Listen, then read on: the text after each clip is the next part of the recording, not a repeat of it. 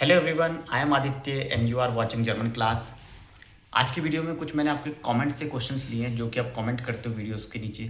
तो उसमें से कुछ इंपॉर्टेंट क्वेश्चन लिखे वही मैं आज डिस्कस करूंगा आपके साथ। कुछ ऐसे क्वेश्चंस हैं, ये आपके भी मन में हो सकते हैं, आपके भी डाउट्स हो सकते हैं इस तरह के। तो सोचा कि इन सभी क्वेश्चंस को मिला के एक कंप्लीट वीडियो बना लिया जाए और काफ़ी हद तक आपके भी डाउट क्लियर हो जाएंगे।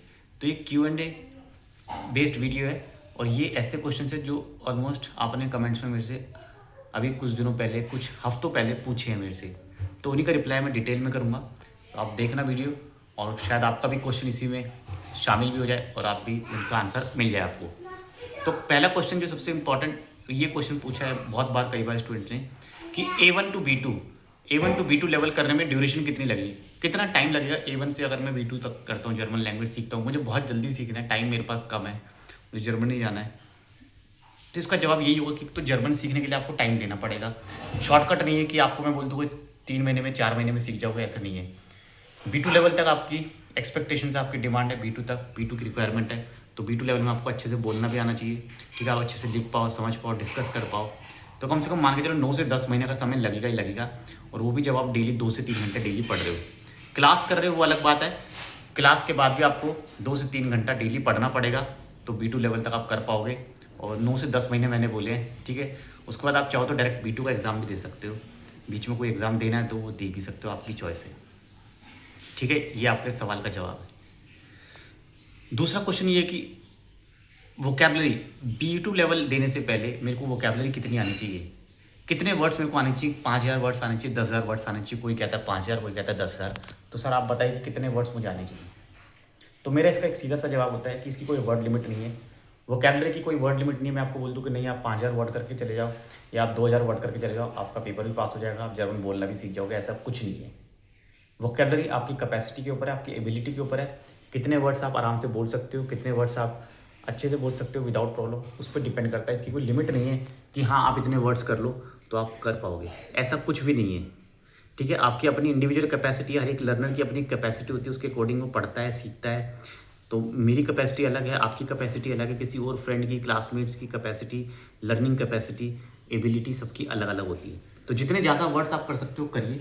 जब आप बोलते हो जर्मन या आप जब लिखते हो कुछ भी, कोई टेक्स्ट, ईमेल लिखते हो, प्रैक्टिस करते हो एग्जाम के लिए, तो आपको खुद रियलाइज़ हो जाता है कि हाँ ये वर्ड मुझे नहीं आ रहा है, मैं यहाँ पे प्रॉब्लम क्रिएट हो रही है मेरे साथ, मुझे और इंप्रूवमेंट करना है। और कभी कभी आपको बहुत कंफर्टेबल लगता है कि हाँ मैं तो इजीली बोल पाता हूँ, डिस्कस कर पाता हूँ, प्रेजेंटेशन दे पाता हूँ, किसी भी टॉपिक पे 2 से 3 मिनट तक बोल भी सकता हूँ मैं। गेमाइंजाम एटवास प्लानन है, किसी के साथ कोई प्लानिंग करनी है, ऑर्गेनाइज करना है कुछ इवेंट, तो मैं अच्छे से जर्मन में बात कर पाता हूँ। बस इतना बोल दोगे तो भी आपके ऊपर डिपेंड करता है। तो आप ये, मैं इसका कोई सवाल का कोई फिक्स आंसर नहीं कि आप इतने ही वर्ड कर लो। इसका आंसर ये होगा कि आपकी अपनी कैपेसिटी, आप कितना बोल सकते हो, कितना आप कर सकते हो, ठीक है, ये आपके ऊपर डिपेंड करता है। एक बहुत इंपॉर्टेंट क्वेश्चन ये लिखा था कि A1 A2 मैंने सेल्फ स्टडी से किया है, कोई एप्लीकेशन है उसको यूज़ करके किया है, यूट्यूब से सेल्फ मैंने पढ़ा है, तो क्या अब मैं डायरेक्ट B1 का एग्ज़ाम भी खुद से दे सकता हूँ पढ़ के। ये क्वेश्चन ध्यान से सुनना, इसका जवाब होगा कि नहीं, नो।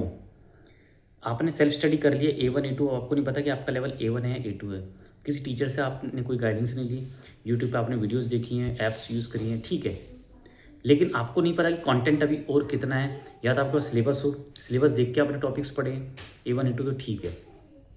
अब B1 जब करने की बात आती है तो B1 में मैं बोलूँगा टीचर की हेल्प ले लेना, रिस्क मत लेना। B1 एक छोटा एग्ज़ाम नहीं है, इंटरमीडिएट लेवल होता है और उसके एग्ज़ाम की फ़ीस भी आपको पे करनी पड़ेगी एग्ज़ाम देने से पहले, जो कि 18 से 20,000 रुपये अलग अलग प्राइस होते हैं। टेल के एग्ज़ाम की फ़ीस, गोएथे की भी एक स्टैंडर्ड फ़ीस है, वो आपको वेबसाइट पर मिल जाएगी।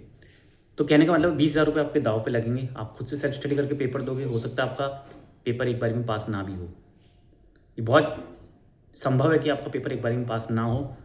कि आप, क्योंकि आप सेल्फ स्टडी कर रहे हो, ये रीज़न नहीं है। आपको गाइडेंस कैसी मिल रही है, आपको कहाँ तक एग्ज़ाम में कितना पढ़ना है, कितनी स्मार्ट स्टडी करनी है। लेवल के लिए पढ़ना और एग्ज़ाम के लिए पढ़ना, मैंने हमेशा बोला, 2 अलग अलग बातें हैं। एग्ज़ाम हॉल में कैसे आपको बिहेव करना है, कैसे आपको पेपर को हैंडल करना है, कितना फास्ट आपको आंसर करना है, किस चीज़ पे सोचना है, किस चीज़ पे नहीं सोचना, और जब कोई चीज़ नहीं आ रही है एग्ज़ाम में तो कैसे आगे बढ़ना है, अपने आप को कैसे एनकरेज करना है, मोटिवेट करके रखना है पूरा 2 ढाई 3 घंटे का एग्ज़ाम में। ये सब चीज़ें एक एक्सपीरियंस टीचर ही आपको बता सकता है। कहीं से भी पढ़ो, किसी भी टीचर से पढ़ो, लेकिन टीचर की गाइडेंस जरूर ले लेना B1 एग्ज़ाम देने से पहले। मेरे भी बहुत सारे स्टूडेंट्स हैं, शायद ही मुझे याद हो किसी ने B1 या B2 सेल्फ स्टडी करके एग्ज़ाम दीजिए और मुझे लगता नहीं है कि कोई ऐसा स्टूडेंट रहा हो, उसने कभी ना कभी मेरे से ज़रूर या कहीं और टीचर से ज़रूर पढ़ा होगा। तो कभी ना कभी आपने अगर पढ़ा है, तब तो ठीक है कि चलो आप रिवाइज़ करके आप दे सकते हो।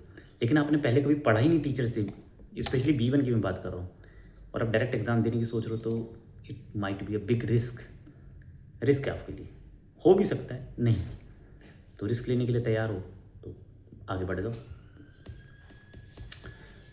नेक्स्ट है कि टेलेक B1 के स्पीकिंग में कितने पार्ट्स होते हैं, कितने टाइल होते हैं, ये सवाल पूछा। टेलेक B1 का एग्ज़ाम जो है उसमें कितने स्पीकिंग में कितने पार्ट्स होते हैं, तो आंसर है 3 टाइल होते हैं, 3 पार्ट्स होते हैं। पहले मैं आपको फर्स्ट टेलूँ, इंट्रोडक्शन अपना पार्टनर के साथ करना पड़ता है। एक गेमाइंजाम होता है, ठीक है, गेमाइंजाम एडवांस प्लानर होता है, ठीक है। और एक होता है पिक्चर बेस्ड होता है, कुछ टेक्स्ट होता है, उसको आपको एक्सप्रेस करना अपना ओपिनियन, एक्सपीरियंस और फिर कुछ क्वेश्चन आंसर्स। तो टोटल 3 पार्ट्स होते हैं टेलेक B1 के स्पीकिंग एग्जाम में। नेक्स्ट क्वेश्चन है B2 टेलेक में स्पीकिंग में टाइल 1 में जो टॉपिक्स होते हैं क्या वो सेम रहते हैं हमेशा? बहुत अच्छा सवाल है। B2 एग्ज़ाम टेलेक का स्पीकिंग का जो टाइल 1 होता है उसमें आप देखो कुछ टॉपिक्स होते हैं वो आप खुद से घर से प्रिपेयर करके भी जा सकते हो, वो सेम ही रहते हैं। जैसे कि आपने कौन सी बुक पढ़ी है लास्ट, उस बुक के बारे में बताओ।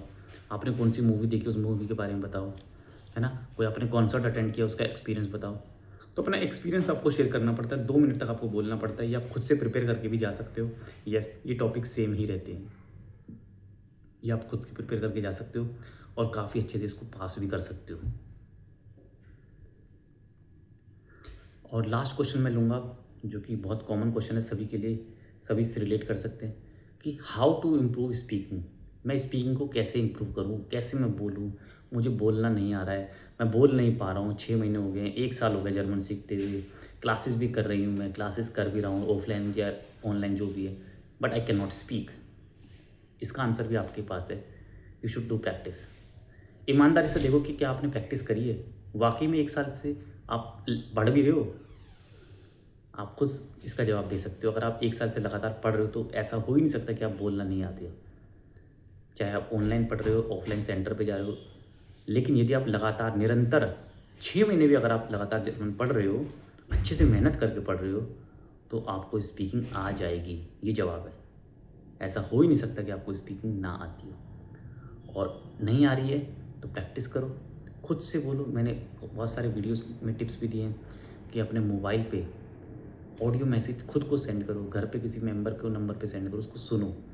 जैसे मैं वीडियो रिकॉर्ड कर रहा हूँ ऐसे वीडियो रिकॉर्ड करके खुद सुनो, ठीक है। और चैट जीपीटी आपका बेस्ट फ्रेंड है, चैट जीपीटी की ऐप डाउनलोड करके उससे भी आप जर्मन में बात कर सकते हो, ये भी एक तरीका है। और लिख लिख के प्रैक्टिस करो, डेली कुछ जर्मन में रीड करो, कोई आर्टिकल पढ़ लो, कोई बुक से कोई टेक्स्ट पढ़ लो, कोई पैराग्राफ पढ़ लो, डेली पढ़ो और डेली लिखो उसको, वोकेबलरी भी याद होगी और सेंटेंस बोलना और लिखना भी आएगा। तो लिखना ज़रूरी है, पढ़ना ज़रूरी है, रीडिंग करना भी बहुत ज़रूरी है। रीडिंग करने से भी हमारी काफ़ी लैंग्वेज इंप्रूव होती है। चलिए, ये थे आपके सवाल जो मैंने जवाब दिए। अब भी कुछ अगर सवाल रह गए हैं तो कमेंट में लिख देना, एक नया वीडियो उस पर फिर बनाएंगे। Thank you so much, all the best.